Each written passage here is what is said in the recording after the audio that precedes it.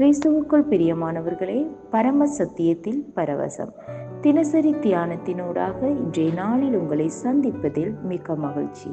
இந்த வார்த்தைகள் உங்களுக்கும் உங்கள் குடும்பங்களுக்கும் ஆசீர்வாதமாய் அமைவதாக.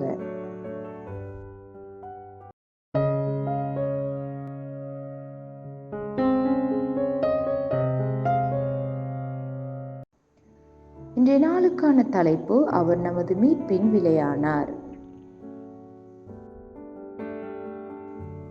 வசனம் மத்தேயு 8:16-17. அஸ்தமனமான போது பிசாசு பிடித்திருந்த அநேகரை அவரிடத்தில் கொண்டு வந்தார்கள். அவர் அந்த ஆவிகளை தமது வார்த்தையினாலே துரத்தி பிணியாளிகள் எல்லாரையும் சொஸ்தமாக்கினார். அவர் தாமே நம்முடைய பலவீனங்களை ஏற்றுக்கொண்டு நம்முடைய நோய்களை சுமந்தார் என்று ஏசாயா தீர்க்கதரிசியினால் உரைக்கப்பட்டது நிறைவேறும்படி இப்படி நடந்தது. மத்தேயு தனது நிருபத்தில் ஏசாயா தீர்க்கதரிசி தீர்க்க தரிசனம் உரைத்து கூறியதை முழுமைப்படுத்த இயேசு வந்ததாக மேலுள்ள வசனம் நமக்கு காட்டுகிறது. அதாவது எமது பாவங்களை நிவர்த்தி செய்வதாகும். அவர் அவருடைய வாழ்க்கையை அநேகருக்காக விலை கொடுத்து வாங்கினார். உங்களில் எவனாகிலும் முதன்மையானவனாய் இருக்க விரும்பினால் அவன் உங்களுக்கு ஊழியக்காரனாய் இருக்க கடவன். அப்படியே மனுஷகுமாரனும் ஊழியம் கொள்ளும்படி வராமல் ஊழியம் செய்யவும் அநேகரை மீட்கும் பொருளாக தம்முடைய ஜீவனை கொடுக்கவும் வந்தார் என்றார்.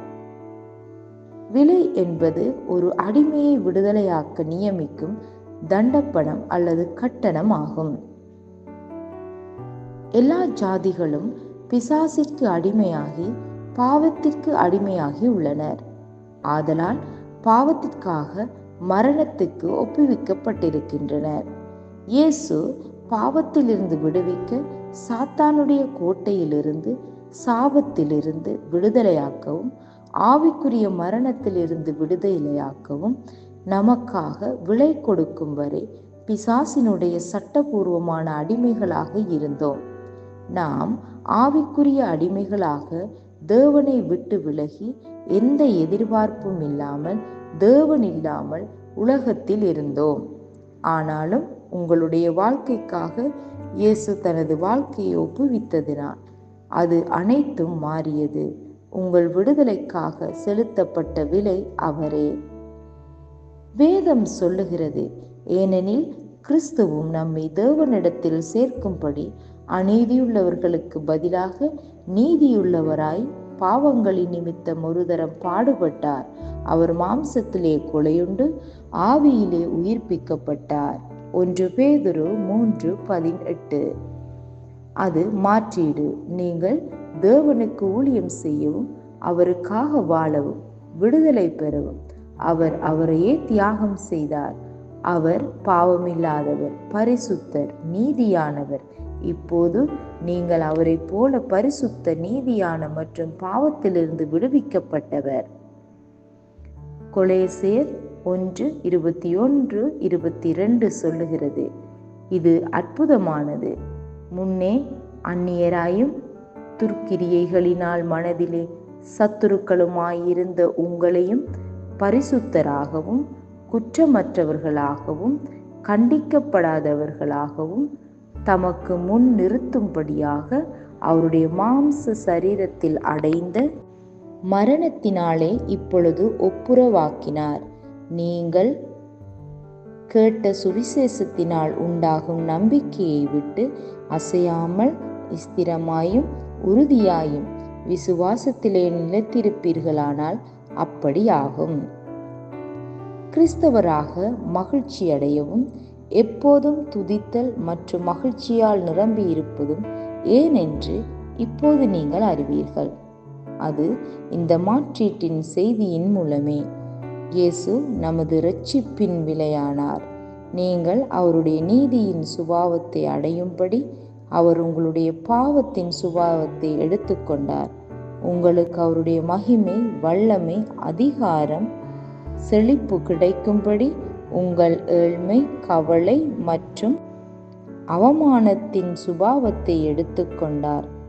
தேவனுக்கு மகிமை உண்டாவதாக. கிறிஸ்துவுக்குள் உங்கள் இடத்தை எடுத்துக் கொள்ளுங்கள்.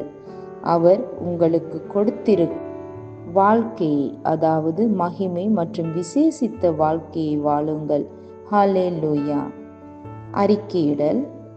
அன்பான தகப்பனே, நமது பாவங்களை, வலிகளை, அவமானத்தை, மரணத்தின் சுபாவத்தை எடுத்துக்கொள்ள இயேசு கிறிஸ்துவை அனுப்பியதாலும் எமக்கு நீதியின், மகிமையின், செழிப்பின், வெற்றியின் வாழ்க்கையை பெற்று தந்தமைக்காக நன்றி. பாவத்திலிருந்தும் சாத்தானின் அதிகாரத்திலிருந்தும் நான் விடுதலை பெற்றுள்ளதாக அறிக்கையிடுகிறேன்.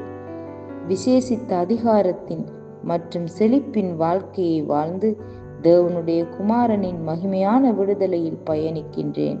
இயேசுவின் நாமத்தில் ஆமேன். மேலதிக பாடம் மாற்கு 10:45. இயேசு அதை கண்டு விசனமடைந்து, சிறு பிள்ளைகள் என்னிடத்தில் வருகிறதற்கு இடம் கொடுங்கள், அவர்களை தடை பண்ணாதிருங்கள், தேவனுடைய ராஜ்யம் அப்படிப்பட்டவர்களுடையது. தொடர்ந்து கொலோசியர் 1:21-22, 1 தீமோத்தேயு 2:5-6 வசனங்களை வாசியுங்கள், தியானியுங்கள். கர்த்தர் உங்களோடு கூட இருப்பாராக. ஆமென்.